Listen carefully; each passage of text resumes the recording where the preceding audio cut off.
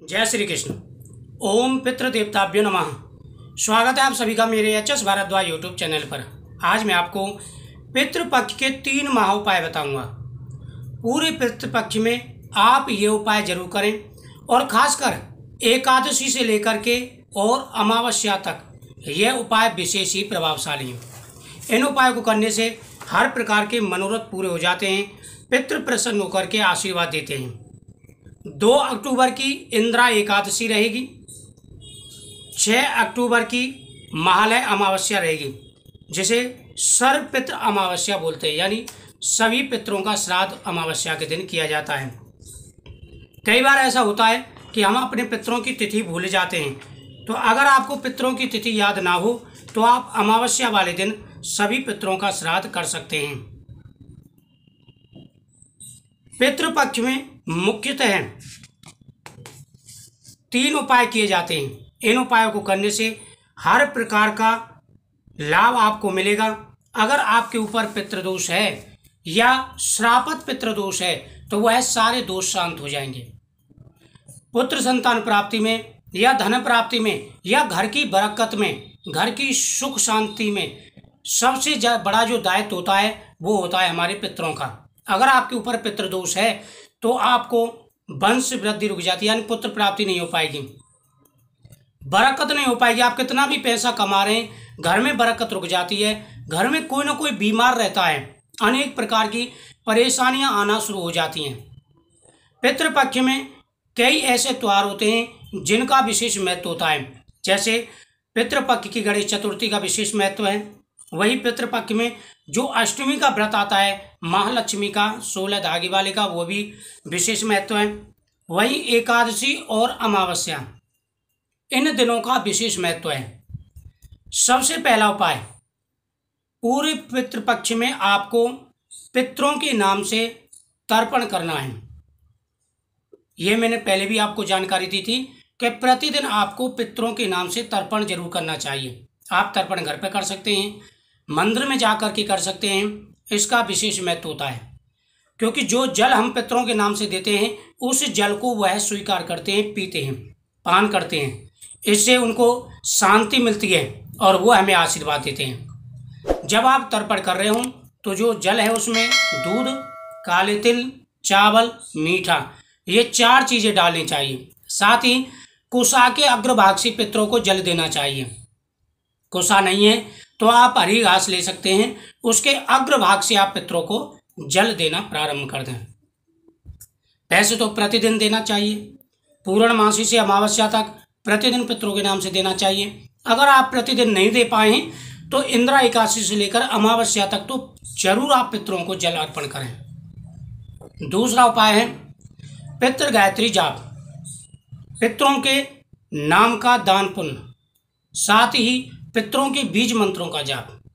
ओम पितृगणाय विद्महे जगत धारणे धीमहि तन्नो पितरो प्रचोदयात्, यह पितृ गायत्री मंत्र होता है।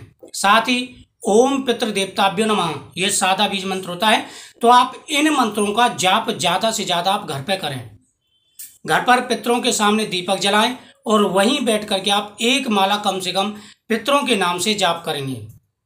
इसका विशेष महत्व है। शास्त्रों के हिसाब से भी जो व्यक्ति पितरों की पूजा करते, पितरों के मंत्रों का जाप करते हैं, उनके हर कार्य सिद्ध हो जाते हैं। देखो, शादी के कई साल बीत चुके हैं, संतान सुख नहीं मिला है, नौकरी के लिए आप परेशान हैं, दर दर की ठोकर खा रहे हैं, नौकरी नहीं मिल पा रही है, शादी में अड़चने आ रही हैं, शादी के योग नहीं बन पा रहे हैं या घर में बरकत नहीं है, तो आपको पितृ पूजा जरूर करनी चाहिए। पितरों के नाम से वस्त्रदान, पितरों के नाम से अन्नदान, पितरों के नाम से सफेद वस्तु का दान, ये बहुत ही जरूरी है। तीसरा है पूरे पितृपक्ष में ना तो किसी का अपमान करें, ना ही आप किसी से धन लें। दूसरों से धन लेकर के आप कभी भी पितृ कार्य ना करें। इस बात का विशेष रूप से ध्यान रखें। पितृपक्ष में जो आपके पास है जितना है उसी हिसाब से आप अपने खर्चे से पितरों की पूजा करें। आपके दरवाजे पे कोई आ जाता है पितृपक्ष में, कोई साधु है या कोई है, तो उसका भी आपको अपमान नहीं करना है। 2 तारीख की इंदिरा एकादशी रहेगी, साथ ही 6 तारीख की अमावस्या रहेगी। तो अमावस्या वाले दिन का विशेष महत्व होता है। अमावस्या 5 तारीख को शाम को 7 बजे प्रारंभ हो जाएगी और 6 तारीख को शाम को 4:30 बजे तक रहेगी, यानी 4:35 तक रहेगी। तो इससे पहले आप पितरों को विदा कर दें। अमावस्या खत्म हो उससे पहले ही पितरों को विदा किया जाता है अमावस्या वाले दिन।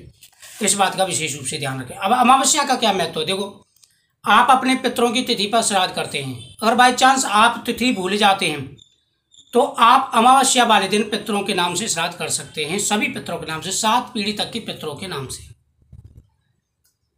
प्रतिदिन पीपल वृक्ष के नीचे दीपक जलाएं, 7 परिक्रमा पीपल वृक्ष की दें।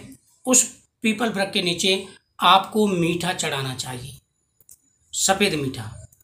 प्रतिदिन भगवान शिव की पूजा, एक बड़ के पत्ते पर 21 चावल के दाने रख करके और शिवलिंग पर प्रतिदिन आपको अर्पण करने चाहिए।